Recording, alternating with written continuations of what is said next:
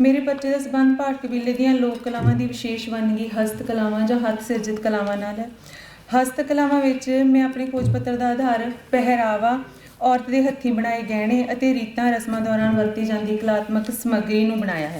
ਲੋਕ ਕਲਾਵਾਂ ਦੀ ਜੇ ਗੱਲ ਕਰੀਏ ਤਾਂ ਪ੍ਰਗਟਾਅ ਮਾਧਿਅਮ ਦੇ ਆਧਾਰ 'ਤੇ ਲੋਕ ਕਲਾਵਾਂ ਨੂੰ 2 ਸ਼੍ਰੇਣੀਆਂ ਵਿੱਚ ਵੰਡ ਕੇ ਵੇਖਿਆ ਜਾ ਸਕਦਾ ਹੈ: ਸ਼ਾਬਦਿਕ ਲੋਕ ਕਲਾਵਾਂ ਅਤੇ ਗੈਰ ਸ਼ਾਬਦਿਕ ਜਾਂ ਅਸ਼ਾਬਦਿਕ ਲੋਕ ਕਲਾਵਾਂ। ਸ਼ਾਬਦਿਕ ਲੋਕ ਕਲਾਵਾਂ ਅਧੀਨ ਉਹਨਾਂ ਕਲਾਵਾਂ ਨੂੰ ਸ਼ਾਮਿਲ ਕੀਤਾ ਜਾਂਦਾ ਹੈ ਜਿਨ੍ਹਾਂ ਵਿੱਚ ਸੰਚਾਰ ਜਾਂ ਅਭਿਵਿਅਕਤੀ ਦਾ ਮਾਧਿਅਮ ਸ਼ਬਦ ਬਣਦੇ ਹਨ। ਗੈਰ ਸ਼ਾਬਦਿਕ ਲੋਕ ਕਲਾਵਾਂ ਅਧੀਨ ਉਹ ਸਾਰੀਆਂ ਲੋਕ ਕਲਾਵਾਂ ਸ਼ਾਮਿਲ ਕੀਤੀਆਂ ਜਾਂਦੀਆਂ ਹਨ ਜਿਨ੍ਹਾਂ ਵਿੱਚ ਸੰਚਾਰ ਦੀ ਥਾਂ ਸਰੀਰਕ ਮੁਦਰਾਵਾਂ, ਇਸ਼ਾਰਿਆਂ, ਕਾਰਜਾਤਮਕਤਾ, ਰੰਗਾਂ ਜਾਂ ਸਮੱਗਰੀ ਆਦਿ ਭਾਵ ਸ਼ਬਦਾਂ ਤੋਂ ਛੁੱਟ ਕਿਸੇ ਹੋਰ ਵਸੀਲੇ ਰਾਹੀਂ ਸੰਚਾਰ ਕੀਤਾ ਜਾਂਦਾ ਹੈ। ਇਸ ਵਿੱਚ ਲੋਕ ਧਰਮ, ਲੋਕ ਨਾਟ, ਲੋਕ ਨਾਚ, ਲੋਕ ਮਨੋਰੰਜਨ, ਲੋਕ ਸੰਗੀਤ ਅਤੇ ਹੱਥ ਸਿਰਜਿਤ ਲੋਕ ਕਲਾਵਾਂ ਨੂੰ ਸ਼ਾਮਿਲ ਕੀਤਾ ਜਾ ਸਕਦਾ ਹੈ। ਮੇਰੇ ਖੋਜ ਪੱਤਰ ਦਾ ਸੰਬੰਧ ਭਾਟ ਕਬੀਲੇ ਦੀਆਂ ਗੈਰ ਸ਼ਾਬਦਿਕ ਲੋਕ ਕਲਾਵਾਂ ਦੀ ਵਿਸ਼ੇਸ਼ ਵੰਨਗੀ ਹੱਥ ਸਿਰਜਿਤ ਲੋਕ ਕਲਾਵਾਂ ਨਾਲ ਹੈ। ਜਦੋਂ ਅਸੀਂ ਲੋਕ ਕਲਾਵਾਂ ਦੀ ਗੱਲ ਕਰਦੇ ਹਾਂ ਤਾਂ ਇਹਦੇ 3 ਉੱਭਰਵੇਂ ਲੱਛਣ ਸਾਹਮਣੇ ਆਉਂਦੇ ਹੈ: ਸੋਹਜ ਪੂਰਤੀ, ਭਾਵ ਅਭਿਵਿਅਕਤੀ ਯਾਨੀ ਭਾਵ ਪ੍ਰਗਟਾਅ ਤੇ ਉਪਯੋਗਤਾ। ਪਰ ਜਦੋਂ ਅਸੀਂ ਹੱਥ ਸਿਰਜਿਤ ਲੋਕ ਕਲਾਵਾਂ ਦੀ ਗੱਲ ਕਰਦੇ ਹਾਂ ਤਾਂ ਸੋਹਜ ਤੇ ਉਪਯੋਗਤਾ ਤਾਂ ਨਾਲ ਨਾਲ ਚੱਲਦੇ ਹੈ, ਪਰੰਤੂ ਭਾਵ ਪ੍ਰਗਟਾਅ ਜਿਹੜਾ ਉਹ ਸੈਕੰਡਰੀ ਪੱਧਰ 'ਤੇ ਚਲਾ ਜਾਂਦਾ ਹੈ। ਮੈਂ ਭਾਟ ਕਬੀਲੇ ਬਾਰੇ ਬੇਸਿਕ ਜਾਣਕਾਰੀ ਦੇਣਾ ਚਾਹੂੰਗੀ। ਇਹਨਾਂ ਦੀਆਂ ਲੋਕ ਕਲਾਵਾਂ ਦੀ ਗੱਲ ਕਰਨ ਤੋਂ ਪਹਿਲਾਂ, ਭਾਟ ਜਿਨ੍ਹਾਂ ਨੂੰ ਪੰਜਾਬ ਵਿੱਚ ਭਾਟ ਵੀ ਕਿਹਾ ਜਾਂਦਾ ਹੈ, ਮੂਲ ਰੂਪ ਵਿੱਚ ਰਾਜਸਥਾਨ ਦੇ ਰਾਜਪੂਤ ਘਰਾਣੇ ਨਾਲ ਸੰਬੰਧਿਤ ਹਨ। ਇਹਨਾਂ ਨੂੰ ਰਾਜਸਥਾਨ ਵਿੱਚ ਠਾਕਰਾਂ ਦੇ ਰਾਜ ਕਿਹਾ ਜਾਂਦਾ ਸੀ ਅਤੇ ਇਹ ਠਾਕਰਾਂ ਦੇ ਵਹੀ ਖਾਤਿਆਂ ਦਾ ਹਿਸਾਬ ਕਿਤਾਬ ਰੱਖਣ ਦਾ ਕਾਰਜ ਕਰਦੇ ਸਨ। ਇਹ ਰਾਜਸਥਾਨ ਦੇ ਨਾਗੌਰ, ਰਾਵਣੀ, ਕੋਟਮਦੇਸਰ ਅਤੇ ਬੀਕਾਨੇਰ ਦੇ ਆਸ-ਪਾਸ ਦੇ ਇਲਾਕਿਆਂ ਨਾਲ ਸੰਬੰਧਿਤ ਸਨ। ਇਸ ਇਲਾਕੇ ਵਿੱਚ ਕਾਲ ਪੈਣ ਕਾਰਨ ਇਹਨਾਂ ਨੇ ਪੰਜਾਬ ਵੱਲ ਕੂਚ ਕੀਤਾ। ਇਹ ਪੰਜਾਬ ਦੇ ਵੱਖ-ਵੱਖ ਸਥਾਨਾਂ 'ਤੇ ਤੰਬੂ ਲਾ ਕੇ ਰਹਿੰਦੇ ਸਨ ਅਤੇ ਰੋਜੀ ਰੋਟੀ ਲਈ ਫੇਰੀ ਲਾਉਣ ਅਤੇ ਪਸ਼ੂ ਪਾਲਣ ਦਾ ਕਾਰਜ ਕਰਦੇ ਸਨ। ਦੂਜੇ ਕਬੀਲਿਆਂ ਵਾਂਗ ਇਹਨਾਂ ਦਾ ਪਹਿਰਾਵਾ, ਰੀਤੀ ਰਿਵਾਜ, ਮਾਨਤਾਵਾਂ ਵਿਸ਼ੇਸ਼ ਹਨ ਅਤੇ ਉਹਨਾਂ ਨਿਯਮਾਂ ਦੀ ਸਖਤੀ ਨਾਲ ਪਾਲਣਾ ਵੀ ਜ਼ਰੂਰੀ ਮੰਨੀ ਜਾਂਦੀ ਹੈ। ਭਾਟ ਕਬੀਲੇ ਦੇ ਲੋਕ ਕਿਸੇ ਖੁਸ਼ੀ ਦੇ ਮੌਕੇ 'ਤੇ ਜਿਵੇਂ ਵਿਆਹ, ਬੱਚੇ ਦੇ ਜਨਮ ਵੇਲੇ ਲੋਕਾਂ ਦੇ ਘਰਾਂ ਵਿੱਚ ਉਹਨਾਂ ਦੀ ਵਡਿਆਈ ਅਤੇ ਮਹਿਮਾ ਵਾਲੀਆਂ ਕਾਵਿ ਪੰਕਤੀਆਂ ਵੀ ਗਾਉਂਦੇ ਹਨ। ਇਸ ਨੂੰ ਪਾਖਰਾ ਕਿਹਾ ਜਾਂਦਾ ਹੈ। ਜਿਹੜੀਆਂ ਕਾਵਿ ਪੰਕਤੀਆਂ ਉਹਨਾਂ ਨੂੰ ਪਾਖਰਾ ਕਿਹਾ ਜਾਂਦਾ ਅਤੇ ਜਿਹੜਾ ਗਾਉਣ ਵਾਲਾ ਉਹਨੂੰ ਭੋਪਾ ਕਿਹਾ ਜਾਂਦਾ। ਇਸ ਕਬੀਲੇ ਵਿੱਚ ਚੱਲਦੇ ਵਿਆਹ ਪ੍ਰਬੰਧ ਦੀ ਗੱਲ ਕਰੀਏ ਤਾਂ ਇਸ ਕਬੀਲੇ ਵਿੱਚ ਵੱਟੇ ਦਾ ਵਿਆਹ ਪ੍ਰਚਲਿਤ ਹੈ, ਭਾਵ ਜਿਸ ਘਰ ਵਿੱਚ ਕੁੜੀ ਦਾ ਵਿਆਹ ਕੀਤਾ ਜਾਂਦਾ ਉਸੇ ਸਮੂਹ ਵਿੱਚੋਂ ਪੁੱਤਰ ਲਈ ਰਿਸ਼ਤਾ ਲਿਆ ਜਾਂਦਾ ਹੈ। ਵਿਆਹ ਭਾਈਚਾਰੇ ਤੋਂ ਬਾਹਰ ਅਤੇ ਕਬੀਲੇ ਦੇ ਅੰਦਰ ਹੀ ਕੀਤਾ ਜਾਂਦਾ ਹੈ। ਕਬੀਲੇ ਤੋਂ ਬਾਹਰ ਵਿਆਹ ਦੀ ਸਖਤ ਮਨਾਹੀ ਹੈ। ਜੇਕਰ ਅਜਿਹਾ ਸੰਭਵ ਨਾ ਹੋਵੇ, ਭਾਵ ਮੁੰਡੇ ਵਾਲੇ ਕਬੀਲੇ ਵਿੱਚ ਕੋਈ ਉਸੇ ਉਮਰ ਦੀ ਕੁਆਰੀ ਕੁੜੀ ਨਾ ਹੋਵੇ, ਤਾਂ ਕੁਝ ਨਗਦੀ ਅਤੇ ਸੋਨਾ ਭਾਵ ਗਹਿਣੇ ਮੁੰਡੇ ਵਾਲੇ ਕੁੜੀ ਵਾਲਿਆਂ ਨੂੰ ਦਿੰਦੇ ਹਨ ਅਤੇ ਕੁੜੀ ਨੂੰ ਸਾਰੇ ਗਹਿਣੇ ਅਤੇ ਵਿਆਹ ਦਾ ਖਰਚਾ ਵੀ ਮੁੰਡੇ ਵਾਲੇ ਹੀ ਕਰਦੇ ਹਨ। ਫੇਰਿਆਂ ਤੋਂ ਬਾਅਦ ਦਾਜ ਦਾ ਸਾਰਾ ਸਮਾਨ ਬਰਾਤ ਨੂੰ ਵਿਖਾਇਆ ਜਾਂਦਾ ਅਤੇ ਇਹਨੂੰ ਦਾਇਜੋ ਕਿਹਾ ਜਾਂਦਾ। ਯਾਨੀ ਜਿਹੜਾ ਵੱਟੇ ਦਾ ਵਿਆਹ ਹੈ ਉਹਦੇ ਵਿੱਚ ਦਾਜ ਦੀ ਪ੍ਰਥਾ ਵੀ ਪ੍ਰਚਲਿਤ ਹੈ। ਕੁੜੀ ਵਾਲੇ ਦੋਨੋਂ ਪਾਸਿਆਂ ਤੋਂ ਹੀ ਦਾਜ ਦਿੰਦੇ ਆ। ਇਹ ਕਬੀਲਾ ਮੂਲ ਰੂਪ 'ਚ ਗਣੇਸ਼ ਦੀ ਪੂਜਾ ਕਰਦਾ ਹੈ। ਇਸ ਤੋਂ ਇਲਾਵਾ ਖੇਤਰੀ ਦੇਵੀ ਦੇਵਤਿਆਂ ਦੀ ਮੰਨਤਾ ਵੀ ਕੀਤੀ ਜਾਂਦੀ ਹੈ। ਇਹਨਾਂ ਦੇ ਧਾਰਮਿਕ ਮੇਲੇ ਵੀ ਲੱਗਦੇ ਆ। ਰਾਣੀ, ਕੜਸਾਨਾ ਅਤੇ ਸ਼ਕਤਿਆਣਾ ਆਦਿ ਸਥਾਨਾਂ 'ਤੇ ਇਹਨਾਂ ਦੇ ਵਿਸ਼ੇਸ਼ ਮੇਲੇ ਲੱਗਦੇ ਆ। ਇਹਨਾਂ ਦੇ ਮੇਲਿਆਂ ਦੇ ਵਿੱਚ ਫੋਟੋ ਖਿੱਚਣ ਦੀ ਸਖਤ ਮਨਾਹੀ ਹੁੰਦੀ ਹੈ। ਔਰਤਾਂ ਇਹਨਾਂ ਦੀ ਹਮੇਸ਼ਾ ਪਰਦਾ ਕਰਕੇ ਰੱਖਦੀਆਂ, ਸ਼ਾਇਦ ਇਹਦਾ ਇਹ ਰੀਜ਼ਨ ਹੋ ਸਕਦਾ ਹੈ। ਡੇਰਾ ਕਲਚਰ ਦਾ ਪ੍ਰਭਾਵ ਇਸ ਕਬੀਲੇ ਉੱਪਰ ਵੀ ਪਿਆ ਹੈ। ਇਹ ਬਾਬਾ ਮਕੀਨ ਦਾਸ ਤੋਂ ਨਾਮ ਸ਼ਬਦ ਲੈਂਦੇ ਹਨ ਜੋ ਬਾਬਾ ਹਰੀ ਸਿੰਘ ਦੇ ਮੌਜੂਦਾ ਗੱਦੀ ਨਸ਼ੀਨ ਹਨ। ਜਿਸ ਵਿਅਕਤੀ ਨੇ ਇਹ ਨਾਮ ਸ਼ਬਦ ਗ੍ਰਹਿਣ ਕੀਤਾ ਹੁੰਦਾ ਹੈ ਉਹਨੂੰ ਸ਼ਰਾਬ ਪੀਣ ਅਤੇ ਮਾਸਾਹਾਰੀ ਭੋਜਨ ਖਾਣ ਦੀ ਸਖਤ ਮਨਾਹੀ ਹੁੰਦੀ ਹੈ। ਜਦੋਂ ਇਹ ਆਪਸ ਵਿੱਚ ਮਿਲਦੇ ਆ ਤਾਂ ਫਤਿਹ ਮਹਾਰਾਜ ਜੀ ਕਹਿ ਕੇ ਬੁਲਾਉਂਦੇ ਆ ਜਿਨ੍ਹਾਂ ਨੇ ਨਾਮ ਸ਼ਬਦ ਲਿਆ ਹੁੰਦਾ। ਨਸ਼ੇ ਦੇ ਤੌਰ 'ਤੇ ਹੁੱਕਾ ਪੀਣ ਦੀ ਪ੍ਰਥਾ, ਹੁੱਕਾ ਇਹਨਾਂ 'ਚ ਪ੍ਰਚਲਿਤ ਅਤੇ ਹੁੱਕਾ ਭਰਨ ਦਾ ਕਾਰਜ ਹੈ ਜਿਹੜਾ ਉਹ ਔਰਤਾਂ ਕਰਦੀਆਂ। ਇਹਨਾਂ ਦੀ ਭਾਸ਼ਾ ਜਿਹੜੀ ਆਮ ਭਾਸ਼ਾ ਤੋਂ ਥੋੜ੍ਹੀ ਵੱਖਰੀ ਹੈ। ਜਿਵੇਂ ਵੈਣ ਪਾਉਣ ਨੂੰ ਰੋਣੇ ਕਹਿੰਦੇ ਆ, ਚਾਹ ਨੂੰ ਰੇੜੂ ਕਹਿੰਦੇ ਆ, ਕੱਪੜਿਆਂ ਨੂੰ ਗਾਬਾ, ਪਾਥੀ ਨੂੰ ਪਾਪੜੀ ਕਿਹਾ ਜਾਂਦਾ। ਕਬੀਲੇ ਦੀਆਂ ਹਸਤ ਕਲਾਵਾਂ ਦਾ ਜਿਹੜਾ ਵੱਡਾ ਹਿੱਸਾ ਹੈ ਉਹ ਔਰਤਾਂ ਦੁਆਰਾ ਹੀ ਸਿਰਜਿਤ ਹੈ। ਇਸ ਦਾ ਕਾਰਨ ਕਬੀਲੇ ਵਿੱਚ ਔਰਤ ਮਰਦ ਵਿੱਚ ਕੀਤੀ ਕਾਰਜ ਵੰਡ ਵੀ ਹੈ, ਕਿਉਂਕਿ ਕਬੀਲੇ ਦੀਆਂ ਔਰਤਾਂ ਘਰੇਲੂ ਕੰਮਕਾਜ, ਪਸ਼ੂਆਂ ਦੀ ਸਾਂਭ ਸੰਭਾਲ, ਲੱਕੜ ਅਤੇ ਪਾਣੀ ਇਕੱਠਾ ਕਰਨ ਵਰਗੇ ਕਾਰਜ ਕਰਦੀਆਂ ਹਨ।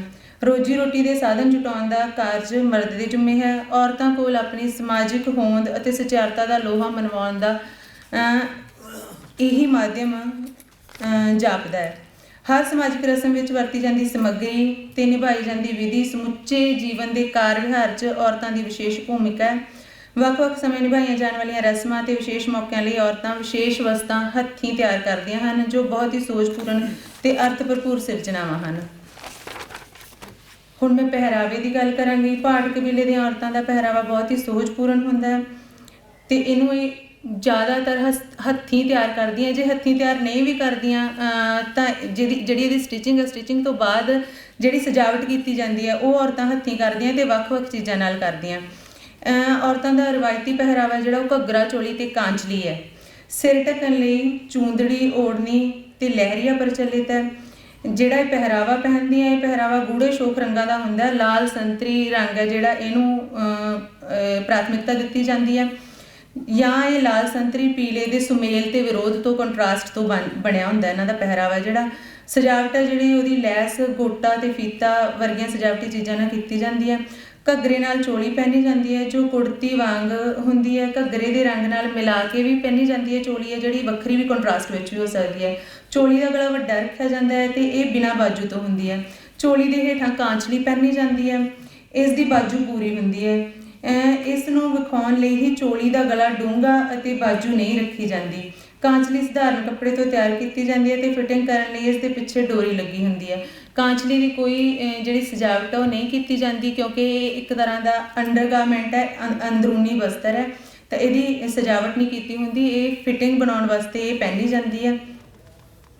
ਇਸ ਕਬੀਲੇ ਦਾ ਵਿਸ਼ੇਸ਼ ਰੰਗਾਈ ਦਾ ਨਮੂਨਾ ਹੈ ਬੰਦੇਜ, ਜਿਹਦੇ ਤੋਂ ਜ਼ਿਆਦਾਤਰ ਕੱਪੜਾ ਜਿਹੜਾ ਬਣਾਇਆ ਜਾਂਦਾ। ਬੰਦੇਜ ਹੈ ਜਿਹੜਾ ਇਹਦੀ ਰੰਗਾਈ ਇਸ ਢੰਗ ਨਾਲ ਕੀਤੀ ਜਾਂਦੀ ਹੈ ਕਿ ਇਹਦੇ 'ਚ ਜਿਓਮੈਟਰੀਕਲ ਡਿਜ਼ਾਈਨ ਬਣ ਜਾਂਦੇ ਆ। ਔਰਤਾਂ ਲਈ ਸਿਰ ਕੱਜ ਕੇ ਰੱਖਣਾ ਬਹੁਤ ਜ਼ਰੂਰੀ ਹੁੰਦਾ ਹੈ, ਜਿਸ ਲਈ ਉਹ ਚੂੰਦੜੀ ਦੀ ਵਰਤੋਂ ਕਰਦੀਆਂ ਹਨ। ਇਸ ਕਬੀਲੇ ਦੀਆਂ ਔਰਤਾਂ ਦਾ ਸਿਰ ਦਾ ਕੱਪੜਾ ਆਇਤਾਕਾਰ, ਭਾਵ ਜਿੱਦਾਂ ਅਸੀਂ ਪਾਉਂਦੇ ਹਾਂ ਪੰਜਾਬੀ ਕਲਚਰ 'ਚ ਵੀ 2.5 ਮੀਟਰ ਲੰਬਾ ਅਤੇ 1.25 ਮੀਟਰ ਜਾਂ ਮੀਟਰ ਚੌੜਾਈ ਹੈ, ਉੱਦਾਂ ਦਾ ਨਹੀਂ ਹੁੰਦਾ। ਵਰਗਾਕਾਰ ਦੁਪੱਟਾ ਹੁੰਦਾ। ਇਹ 2.5 ਮੀਟਰ ਹੀ ਚੌੜਾ ਹੁੰਦਾ ਅਤੇ 2.5 ਮੀਟਰ ਹੀ ਲੰਬਾ ਹੁੰਦਾ ਕਿਉਂਕਿ ਇਹਨਾਂ ਦਾ ਜਿਹੜਾ ਸਿਰ ਢੱਕਣ ਦਾ ਢੰਗ ਆ ਉਹ ਵੱਖਰਾ ਹੈ, ਦੁਪੱਟਾ ਲੈਣ ਦਾ ਢੰਗ ਵੱਖਰਾ ਹੈ। ਅੱਗੇ ਦੁਪੱਟਾ ਨਹੀਂ ਲੈਂਦੀਆਂ, ਪਿਛਲਾ ਜਿਹੜਾ ਪੋਰਸ਼ਨ ਆ ਉਹ ਸਾਰਾ ਸਿਰ ਤੋਂ ਲੈ ਕੇ ਪੈਰਾਂ ਤੱਕ ਢੱਕਿਆ ਹੋਣਾ ਜ਼ਰੂਰੀ ਮੰਨਿਆ ਜਾਂਦਾ, ਤਾਂ ਉਹਦੇ ਲਈ ਵਰਗਾਕਾਰ ਦੁਪੱਟਾ ਜਿਹੜਾ ਉਹ ਜ਼ਰੂਰੀ ਹੈ। ਪਰਦੇ ਦੇ ਰਿਵਾਜ ਦਾ ਸਖਤੀ ਨਾਲ ਪਾਲਣ ਕੀਤਾ ਜਾਂਦਾ ਹੈ। ਇਸ ਸੰਦਰਭ ਵਿੱਚ ਭਾਟ ਕਬੀਲੇ ਦੀ ਇੱਕ ਵਿਸ਼ੇਸ਼ਤਾ ਇਹ ਹੈ ਕਿ ਔਰਤਾਂ ਕੇਵਲ ਲਿੰਗਕ ਸੰਬੰਧਾਂ ਦੀ ਸਖਤ ਮਨਾਹੀ ਵਾਲੇ ਮਰਦਾਂ ਤੋਂ ਹੀ ਪਰਦਾ ਨਹੀਂ ਕਰਦੀਆਂ, ਸਗੋਂ ਔਰਤਾਂ ਤੋਂ ਵੀ ਪਰਦਾ, ਜਿਹੜੀਆਂ ਵੱਡੇ ਥਾਂ ਲੱਗਦੀਆਂ ਉਹਨਾਂ ਔਰਤਾਂ ਤੋਂ ਵੀ ਪਰਦਾ ਕੀਤਾ ਜਾਂਦਾ, ਜਿਵੇਂ ਸੱਸ ਤੋਂ, ਪਤੀਸ ਤੋਂ ਵੀ ਪਰਦਾ ਕੀਤਾ ਜਾਂਦਾ ਹੈ।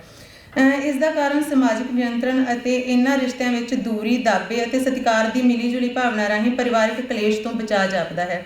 ਪਰਦੇ ਦਾ ਇੰਨੀ ਕਰੜਾਈ ਨਾਲ ਪਾਲਣ ਕੀਤਾ ਜਾਂਦਾ ਹੈ ਕਿ ਵਿਆਹ ਸਮੇਂ ਮਾਂਗ ਵਿੱਚ ਸੰਧੂਰ ਭਰਨ ਸਮੇਂ ਵੀ ਘੁੰਡ ਚੁੱਕ ਕੇ ਮੂੰਹ ਜਾਂ ਸਿਰ ਨੰਗਾ ਕਰਕੇ ਸੰਧੂਰ ਪਾਉਣ ਦੀ ਥਾਂ ਚੁੰਨੀ ਉੱਪਰੋਂ ਹੀ ਤਿੱਖੀ ਛਾਪ ਨਾਲ ਸੰਧੂਰ ਪਾਇਆ ਜਾਂਦਾ ਹੈ, ਜਿਸ ਨੂੰ ਬਿੰਟੀ ਕਿਹਾ ਜਾਂਦਾ ਹੈ।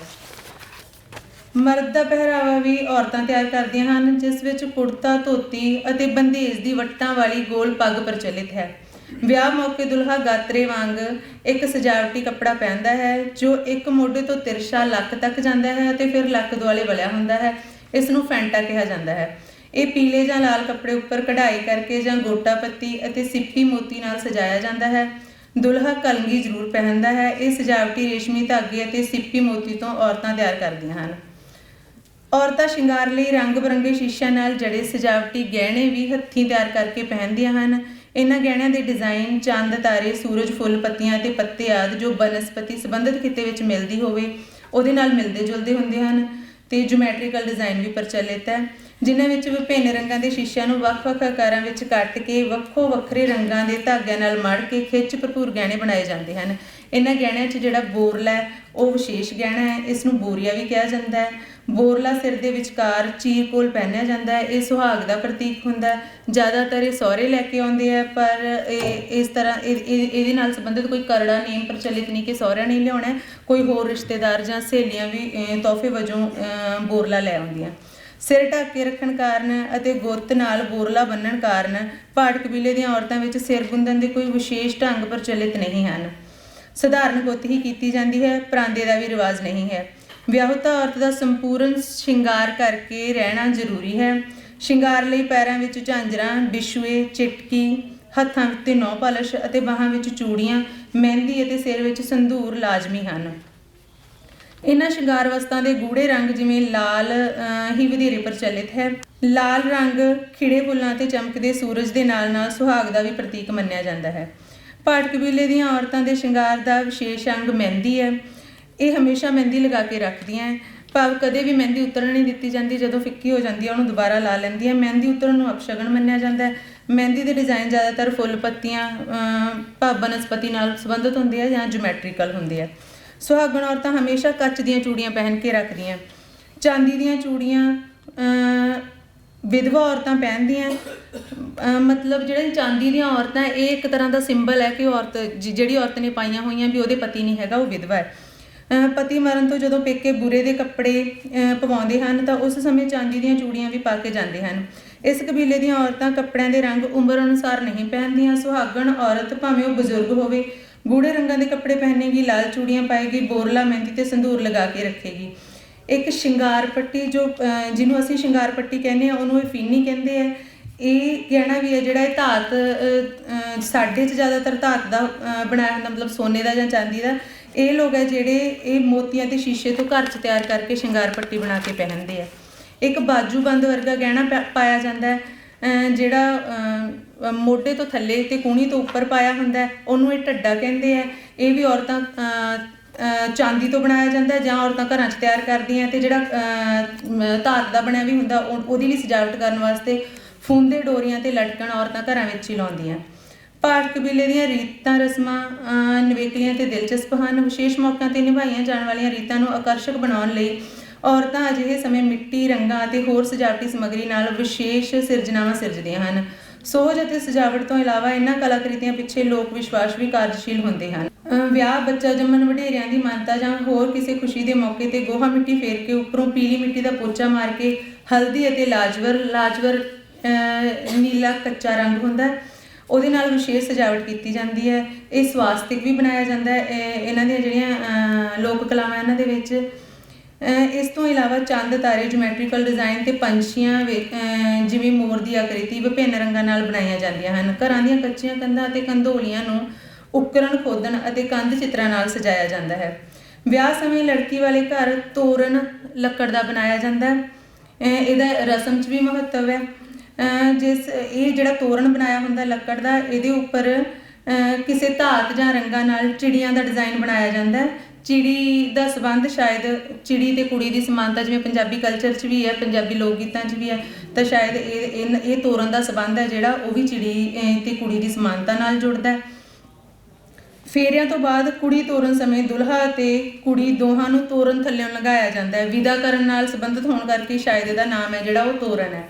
ਇਸ ਦਾ ਨਾਮ ਤੋਰਨ ਵਿਦਾ ਕਰਨ ਨਾਲ ਸੰਬੰਧਿਤ ਹੋਣ ਕਾਰਨ ਹੈ। ਫੇਰਿਆਂ ਦੌਰਾਨ ਕੀਤੀ ਜਾਣ ਵਾਲੀ ਇੱਕ ਰਸਮ ਵਿੱਚ ਮੁੰਡੇ ਦੇ ਸਿਰ ਉੱਪਰ ਇੱਕ ਕੱਪੜਾ ਬੰਨ੍ਹਿਆ ਹੁੰਦਾ ਹੈ ਜਿਸ ਨੂੰ ਮੋੜ ਕਿਹਾ ਜਾਂਦਾ ਹੈ।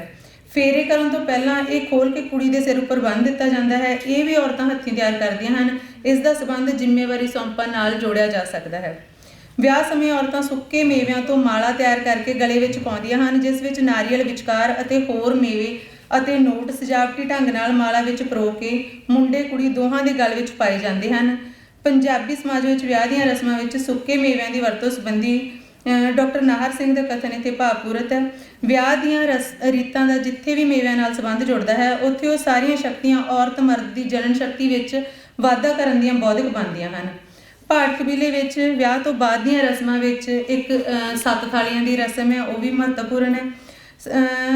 7 ਥਾਲੀਆਂ ਨੂੰ ਸ਼ਗਨਾਂ ਦੀ ਸਮੱਗਰੀ ਨਾਲ ਸਜਾ ਕੇ ਜਿਹਦੇ ਵਿੱਚ ਖੰਮਣੀ, ਖੋਪਾ, ਸੰਧੂਰ ਵਿਸ਼ੇਸ਼ ਹੈ, ਉਹਨਾਂ ਨੂੰ ਇੱਕ ਲਾਈਨ ਵਿੱਚ ਰੱਖਿਆ ਜਾਂਦਾ ਹੈ। ਪਤੀ ਇਹਨਾਂ ਨੂੰ ਲਾਈਨ ਵਿੱਚੋਂ ਕੱਢ ਕੇ ਦੋਵੇਂ ਪਾਸੇ ਬੇਤਰਤੀਬਾ ਖਿਲਾਰਦਾ ਜਾਂਦਾ ਹੈ ਅਤੇ ਪਤਨੀ ਪਿੱਛੇ ਪਿੱਛੇ ਉਹਨਾਂ ਨੂੰ ਸਹੀ ਤਰਤੀਬ ਵਿੱਚ ਕਰਦੀ ਜਾਂਦੀ ਹੈ। ਇਹ ਪ੍ਰਕਿਰਿਆ 7 ਵਾਰ ਦੁਹਰਾਈ ਜਾਂਦੀ ਹੈ।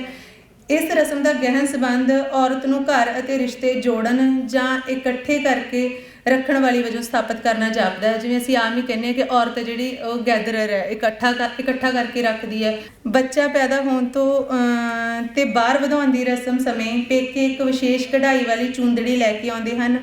ਇਸ ਉੱਤੇ ਹੋਰ ਕਢਾਈ ਦੇ ਨਾਲ ਨਾਲ ਵਿਚਕਾਰ ਯਾਨੀ ਮੱਧ ਵਿੱਚ ਇੱਕ ਚਾਂਦ ਹੁੰਦਾ ਹੈ।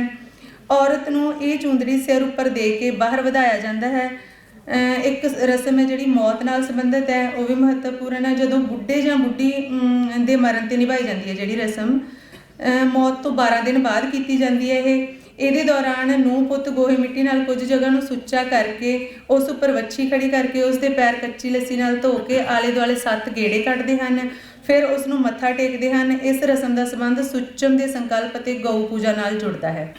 ਇਸ ਤਰ੍ਹਾਂ ਭਾਟ ਕਬੀਲੇ ਦੀਆਂ ਲੋਕ ਕਲਾਵਾਂ ਵਿੱਚ ਜ਼ਿਆਦਾ ਸਿਰਜਣਾਵਾਂ ਔਰਤਾਂ ਨਾਲ ਸੰਬੰਧਿਤ ਹਨ। ਉਹ ਆਪਣੇ ਆਪ ਨੂੰ ਸਜਾਉਣ, ਘਰ ਨੂੰ ਸੰਵਾਰਨ, ਪਸ਼ੂਆਂ ਨੂੰ ਸਜਾਉਣ ਅਤੇ ਰੋਜ਼ਾਨਾ ਵਰਤੋਂ ਦੀਆਂ ਵਸਤੂਆਂ ਬਣਾਉਣ ਤੋਂ ਇਲਾਵਾ ਵਿਸ਼ੇਸ਼ ਮੌਕਿਆਂ 'ਤੇ ਵਿਸ਼ੇਸ਼ ਰਸਮਾਂ ਦੀ ਤਿਆਰੀ ਲਈ ਆਕਰਸ਼ਕ ਕਲਾਪੂਰਨ ਵਸਤਾਂ ਬਣਾਉਂਦੀਆਂ ਹਨ।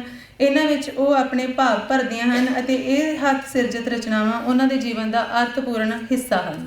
Thank you.